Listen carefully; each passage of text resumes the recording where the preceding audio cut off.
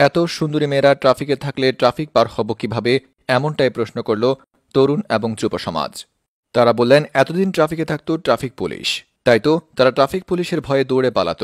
কিন্তু এখন দেশ স্বাধীন হওয়ার পর ট্রাফিকে পুলিশ না দেখে এত এত সুন্দরী আপুদেরকে দেখে মন চাচ্ছে বারবার লাইসেন্স এবং হেলমেট ছাড়া তাদের হাতে ধরা দেয়। কেউ কেউ ইচ্ছে করে ট্রাফিকে লাইসেন্স এবং হেলমেট ছাড়া বের হয়ে আপুদেরকে ডেকে ডেকে বলে, এই আপু আমাকে ধরুন, আমার লাইসেন্স এবং হেলমেট কোনোটাই নেই। তাই তো সুন্দরী আপুরা ট্রাফিকে যেন না দাঁড়ায়, এ ব্যাপারে সমন্বয়কদের দৃষ্টি আকর্ষণ করছে যুব সমাজ। কেননা ট্রাফিকে সুন্দরী আপুরা দাঁড়ালে তাদেরকে দেখতে দেখতেই কখন যে সবুজ বাতি পার হয়ে যাবে তার কোনো টেরই পাবে না। ফলে ট্রাফিকে সৃষ্টি হবে বড় জ্যামজট।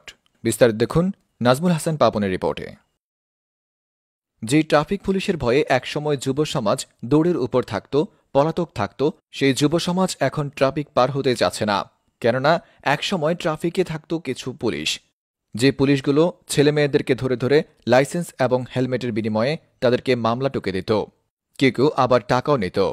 কিন্তু দেশ স্বাধীন হওয়ার পর এখন ট্রাফিকে পুলিশ নয়, বরং দাঁড়িয়ে থাকে সুন্দরী সুন্দরী আপুরা। আর এই আপুরা দাঁড়ানোর কারণেই যুব সমাজ এখন ট্রাফিক ছেড়ে যেতেই যাচ্ছে না। কেউ কেউ তো নিজে নিজেই ধরা দিচ্ছে ট্রাফিকের কাছে। তারা বাড়ি থেকে ইচ্ছে করেই হেলমেট এবং লাইসেন্স ছাড়া বের হয় এবং এসে বলে, এই আফু আমাদেরকে ধরুন, আমার কাছে লাইসেন্স হেলমেট কোনোটাই নেই, আমাকে ধরে আপনার কারাগারে বন্দী করে দিন। আপনারাই বলুন, এত এত সুন্দরী মেয়ে যদি ট্রাফিকে থাকে তাহলে এই ট্রাফিক ছেড়ে কেই বা পালাতে চাইবে? সেই গানের মতো এই পথ যেন আর শেষ না হয়, ঠিক সেভাবে বলবে, এই ট্রাফিকের সবুজ বাতি যেন আর না বাজে। আগে ট্রাফিকে দাঁড়িয়ে দাঁড়িয়ে সবাই সবুজ বাতি দেখত, কখন সবুজ বাতি জ্বলবে আর কখন এখান থেকে পালাবে তার জন্য অধীর আগ্রহে বসে থাকত। কিন্তু এখন তারা তাকিয়ে থাকে লাল বাতির দিকে, কেননা লাল বাতি বন্ধ হলেই তাদেরকে এখান থেকে চলে যেতে হবে আর তাদের সুন্দরী আপুদেরকে ছেড়ে যেতে হবে।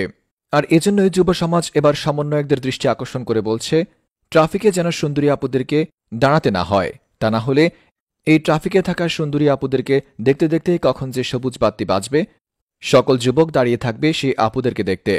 ফলে সৃষ্টি হবে তীব্র যানজট। নাজমুল হাসান পাপন, ফ্রম নিউজ ভাইয়া।